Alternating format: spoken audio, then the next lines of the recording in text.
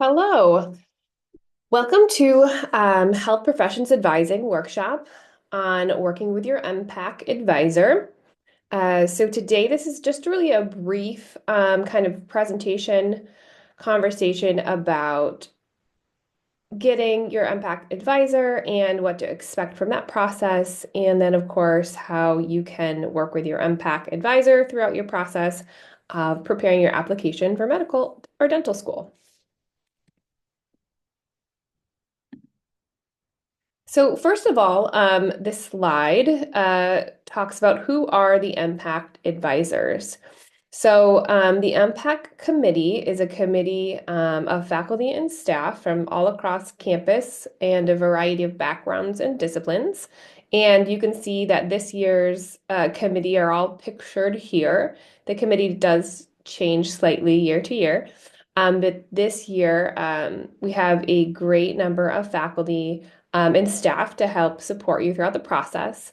And now that you've submitted your request for MPAC Advisor, Cindy, our Director for Health Professions Advising, will assign you a MPAC Advisor. So you'll get one of these wonderful folks that you will be emailed and told about, and you will kind of go from there. So you don't get to choose your MPAC Advisor. They don't choose you. We do the assigning, but you will definitely have a great experience regardless of who you get. And you usually find out who your MPAC advisor will be this application cycle by the end of the month of February. So generally speaking, the MPAC advisors are here to be a resource, help tell your story. So we'll talk a little bit about how they do that, and then provide you with feedback on your application materials.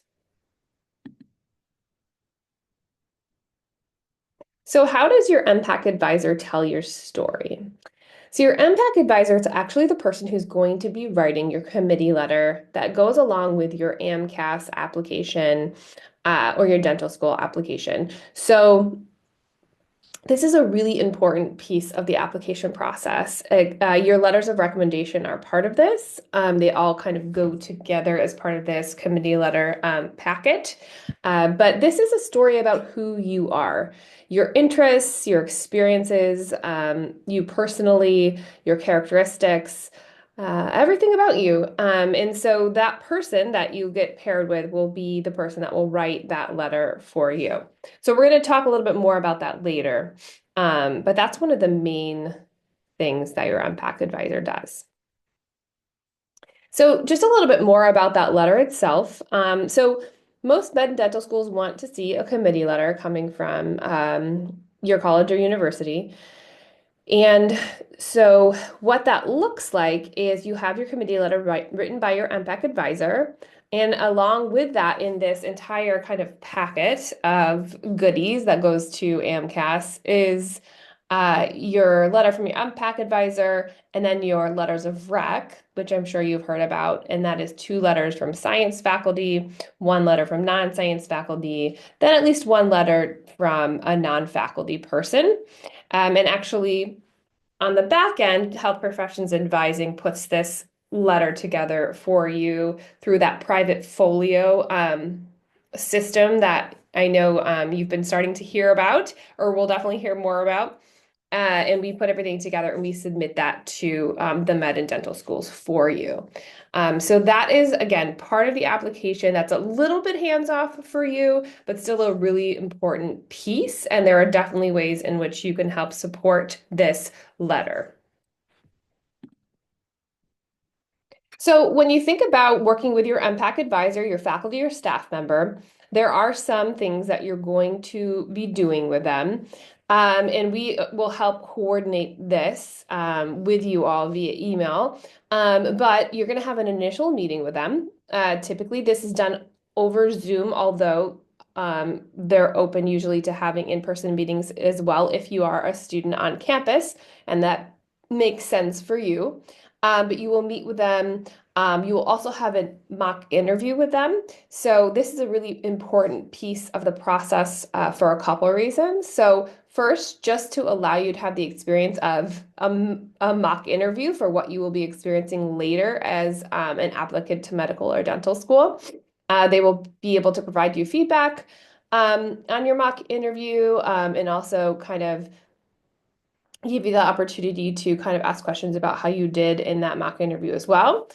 The second part of that is just them getting to know you. So obviously they're going to ask questions about you, your experience, your background, your academics, your research, and that will allow them to collect information on you, which will enhance your letter that they later write. So it's really important that you prepare for this, give the best answers possible, and give them lots of information about who you are. The next piece that they will assist with is your personal statement review. So your personal statement is that statement that you're going to be writing for your medical school application. And once you have a draft, it's great to share your draft with your MPAC advisor. They can give you written or verbal feedback on that draft and encourage you to write an additional draft or potentially more drafts in order to improve your personal statement and get it to a place where you really like it and it's in its best shape to go on your application. And then, of course, they're there to support you with ongoing questions. So as you have questions throughout the process, your MPAC advisor will be there for you to help as much as possible. And in addition to your MPAC advisor, Cindy and I are always available for any, medical school, dental school questions as well.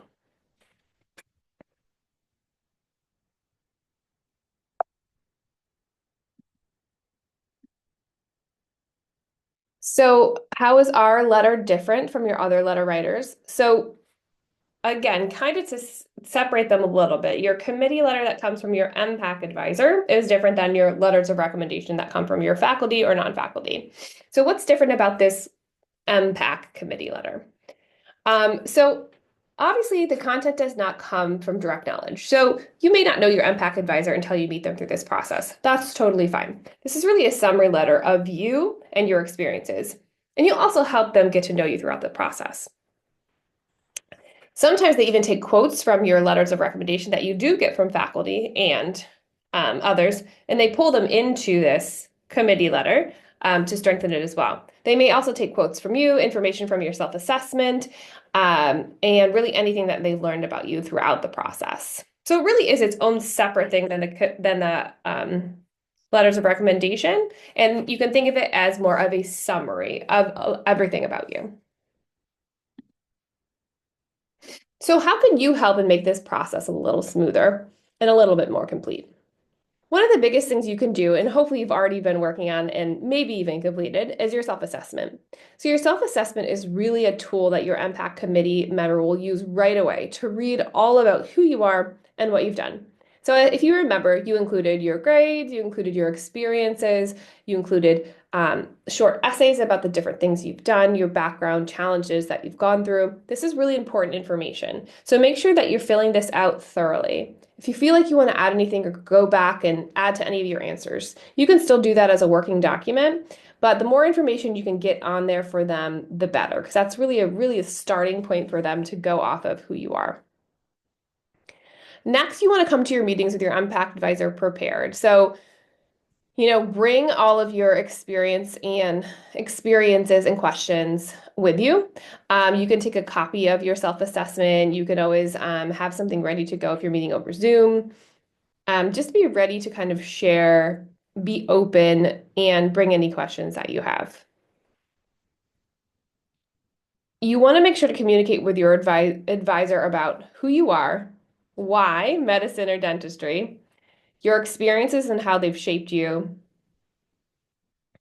and anything else that you want to make sure that is in your application that is unique and important to you. Definitely share all of those experiences with them. If you decide somewhere throughout the process that you want to defer, so what that means if you decide, I might wait and apply to medical or dental school next year. Let your advisor know. So definitely always communicating and keeping them in the loop. That's an absolutely fine decision. And just let them know so they can loop in Cindy and I as well. And we know that you're going to step away this cycle, but likely come back in the future to work with them again. And again, communication is really key here. So look for emails from Cindy and I, look for emails from your MPAC advisor, and make sure you're responding in a timely manner.